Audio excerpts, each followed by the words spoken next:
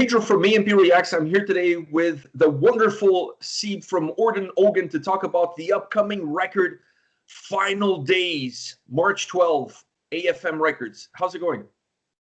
I'm doing great, thanks. How are you doing? I'm doing great. Thank you for taking the time today to chat with me about Orden Ogan, and more importantly, perhaps, about the brand new record. I'm sure now you can taste it, you can feel it. It's just around the corner. Yes, finally. I think the whole production was a big pain in the ass this time, like really. We had to postpone the release a couple of times. And I mean, I don't believe in things like that, but it was almost feeling like if somebody didn't want us to get this one finished.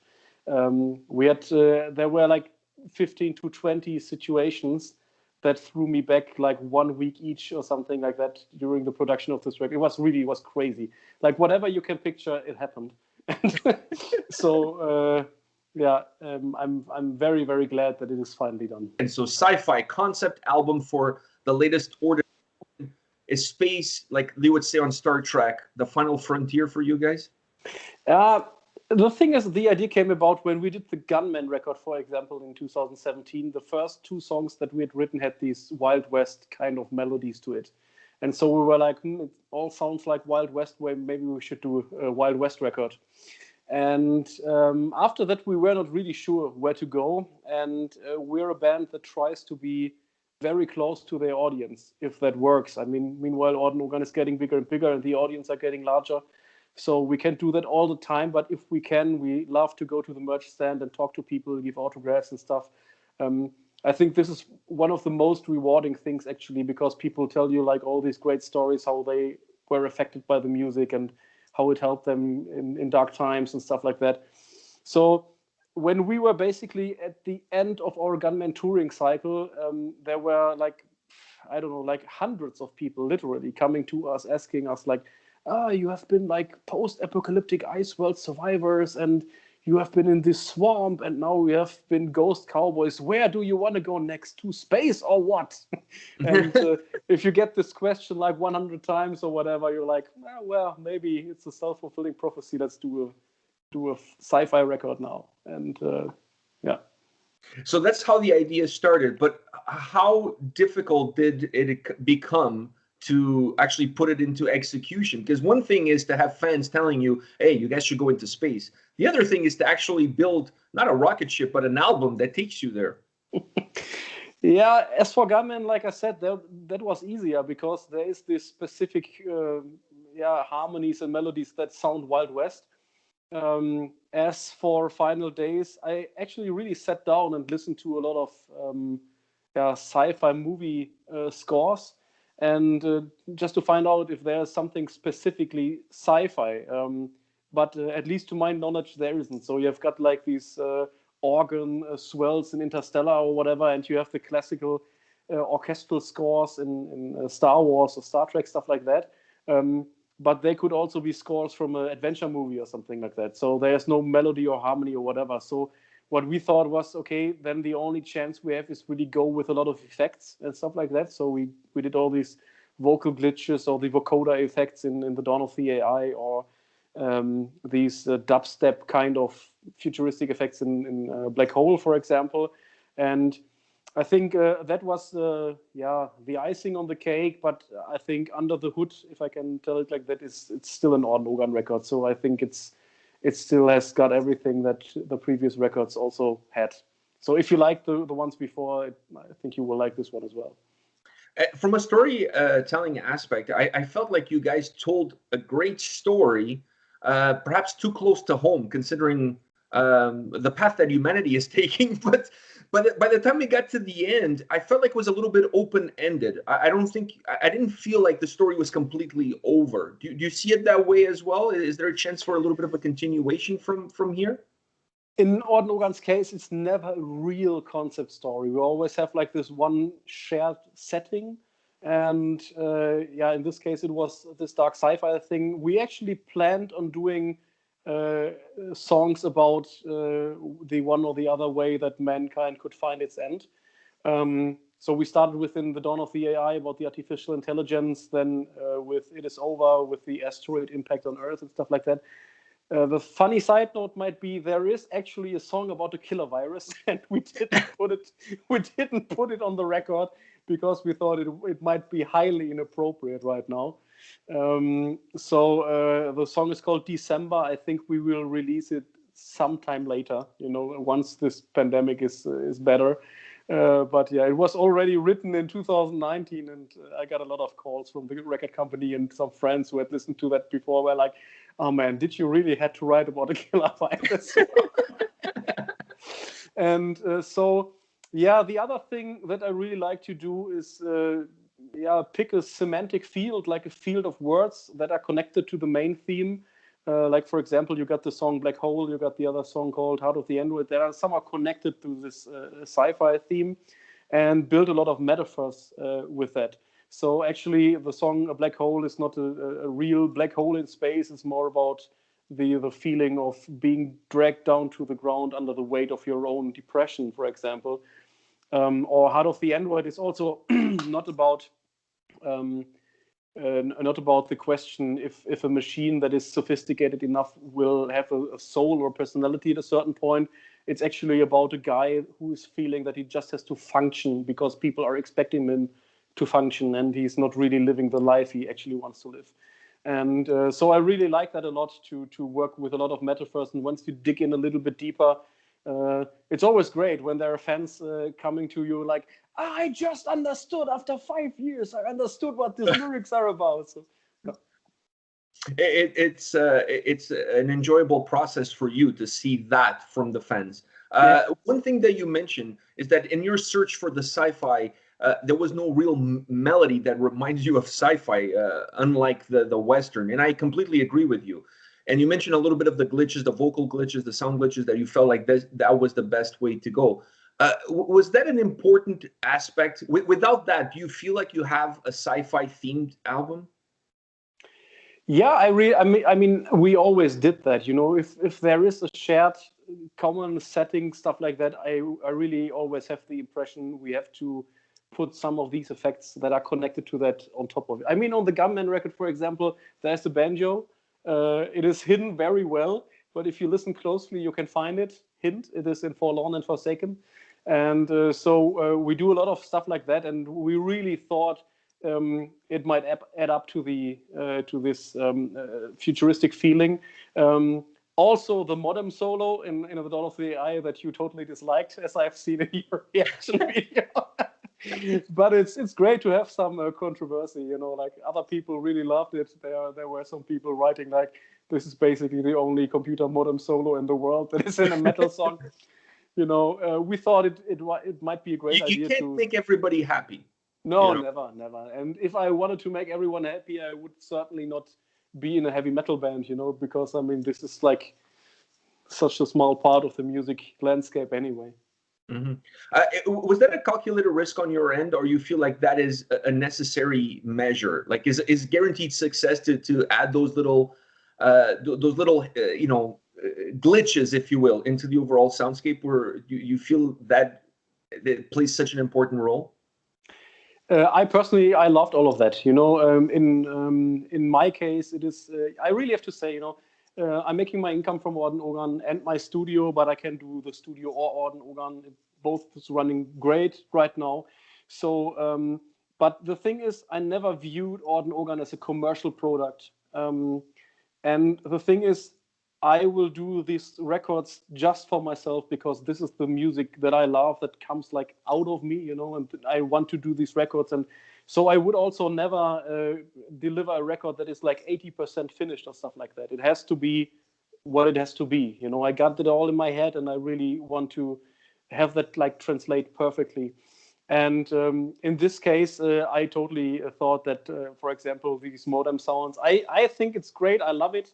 I still have to smile when I hear that, and also these vocal glitches and stuff like that. I think it's the icing on the cake. And I mean, to be honest, stuff like that is only be discovered. I mean, especially the vocal glitches or stuff. It's just discovered by people who really get into the music. There are actually, I would say, there are a lot of metal fans that just occasionally hear or listen to metal. They wouldn't even realize that it's there. maybe, you know. So I think it's all the small details that, at least for me, they make it a better product in the end. Having said that, I mean, you said it before. The Orden Ogan DNA is still there. You still get the hooks, the catchy melodies, those catchy choruses that have you like just vibing to the song. So while you added all of those elements, you really didn't.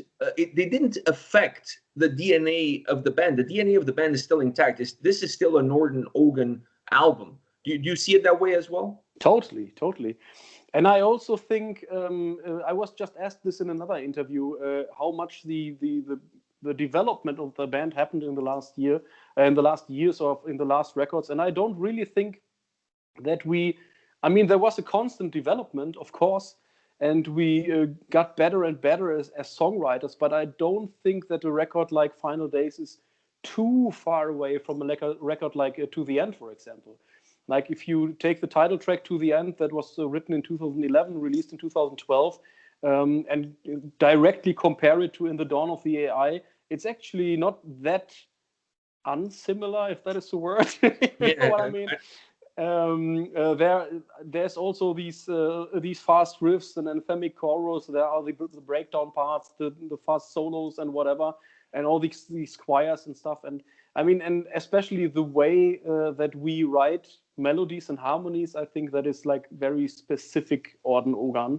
So yes, and it's, I mean, the thing is, I'm like the main songwriter. I mean, the other guys do stuff as well, but most of it comes from me. And so I think this is just the way that I perceive music and would like to have stuff to listen to that sounds like this. You know what I mean? Yeah, and I totally get it, and I feel that with this album. Another element of this record that I thought was really well put together was the guitar sound. Not just the guitar playing, but the guitar sound was really crisp. It had like a real clear, defined presence within everything else that was happening within the record. Did you have a specific game plan for how you wanted the guitars to come across on this album? Yeah, I wanted them to come across great. Well, that was achieved. I think actually it's a mixture of everything. I mean, I'm mixing these records since 2010, since East Nope. This was the first record that I fully produced myself and mixed myself. And then there were a lot of bands coming to me like, oh, this sounds great. Can you do it for us? And so, yeah, then I started with my studio. And I do think that I mean, all these records that we've done have been the best that we could do at that time. So I think they really aged well as well. So if you listen to the end, it's still a good sounding record. And also, I think Gunman was a very well sounding record. But I think Final Days now is really like one level above it all. And I think it's a lot of it is really the experience, you know, like really knowing what makes the difference. And there are a lot of things that make just like 1, 2, 3% of a difference. But if you sum them all up, then it really makes a huge step. And when it comes to the guitar tone, I mean, what I tend to tell the people that when I'm working with guys in the studio as well, a lot of it is really in the hands. You know, it is how you play the instrument. And I mean, for the guitar players out there, funny side note, maybe if you listen to this Orden Ogan record, most of the times, like the most parts of the songs are just 2 guitars, one on the left, one on the right. It's not more. Wow. You guys are magicians. We try our best. Musicians, you're magicians.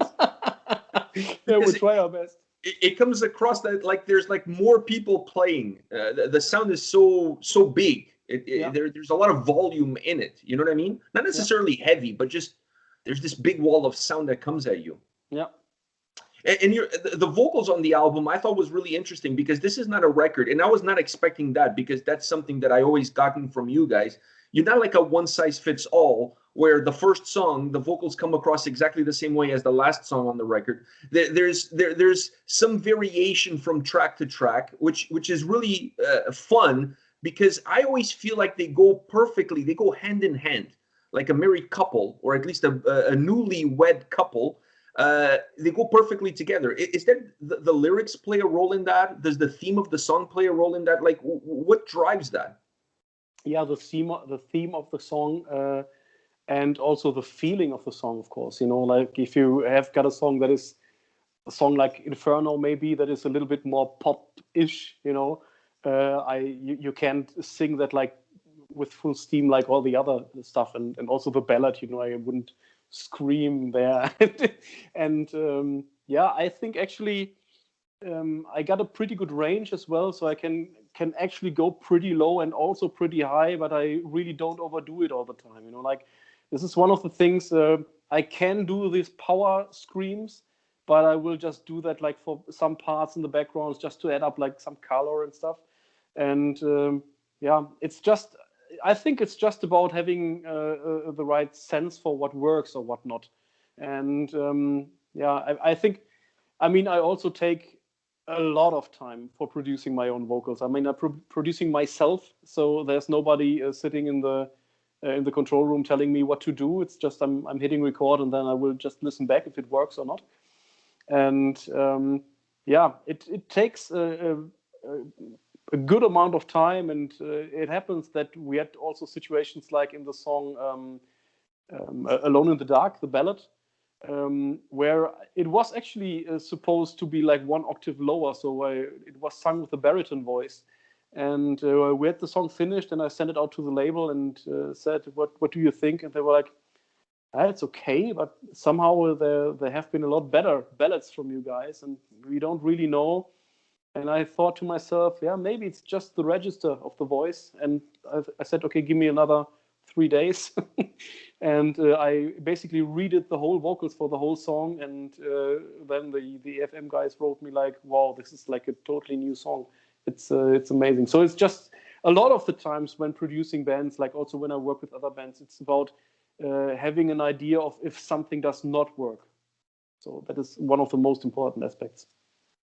This is one of those rare albums, in my opinion, that gets better with every track. Sometimes you have albums that the side A, for lack of a better term, has the best songs, and then side B is kind of like okay.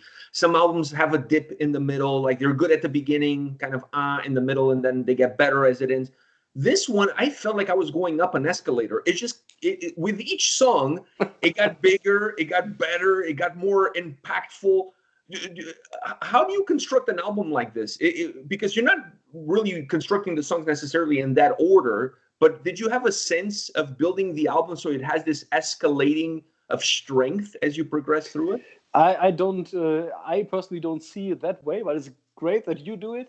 I think that at least there's no bad song on the record. So that is what I can agree on. And I also think that It Is Over, which is the last track, might be one of the best tracks we've ever written. I don't really think they are getting better and better, since I think like my most favorite track on the record might be Let the Fire Rain, which is on spot number 4, I think. 4. Yeah. And it's one of my favorites as well. Yeah. So I don't know what to say, but thank you. Overall, what was the most challenging aspect of putting this album together? Was it things outside of the creation of the record, the world around us, or was there something within the making of the record itself?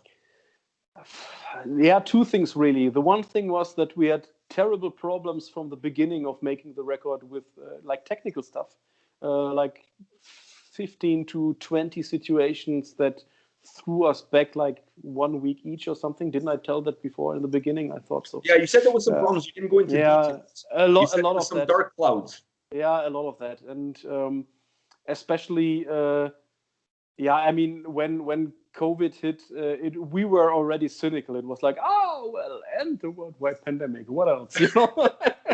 And then, of course, we couldn't work with the people we wanted to. We couldn't go to the locations we wanted to. We couldn't get the actors, and had to work with a different pyro team and stuff. And so it was really that made things even worse. That was the one thing. The other thing was that even in 2018 already, we felt that there might be something a little bit off with our guitar player Toby, who is on a vacation right now, and was replaced by Patrick Sperling. And so the thing is that actually we already felt that maybe we will have to give him a break from everything, you know. But He's one of my best friends. We know each other for a very long time. And so this ended up especially for me, being like a really, really tough time. I had the impression that all the other guys were more or less like, okay, it is what it is, you know. But for me, it was really tough, to the point that when we had all the songs written, I felt, okay, this is all crap. We have to delete everything and go from scratch. And luckily, our drummer Dirk, he was like, man, come on. I know it is a tough time for you, but believe me, these tracks are great. Let us produce them, sing on them, do your magic like you always do, and you will see these are probably the best songs we've ever written. And I'm so glad that he did that, because he convinced me, and I was like, yeah, okay, if you say that, let's try it. And I totally have to agree. I think it turned out better than Gunman even. Yeah, this is one of your strongest albums to date. I don't think there's no room for argument as far as that statement as far as that statement goes. I think that's a fact. That's definitely a fact. Now, I have one last question for you. As a musician yourself, I always feel when I'm listening to albums and when I'm listening to Orden Ogan that there's a sense of growth. There's something that you guys take, that you learn from each record, and you move it forward into the next album. What have you learned while making this album? Perhaps learn about yourself, or learn about yourself as a member of the band? I think the most obvious is the experience as being a producer in making everything sound better. This is one thing, because, like I said, between Gunman and Final Days, there are 3 years, and countless other productions that I've done. This is the one thing. And I think how can I put that?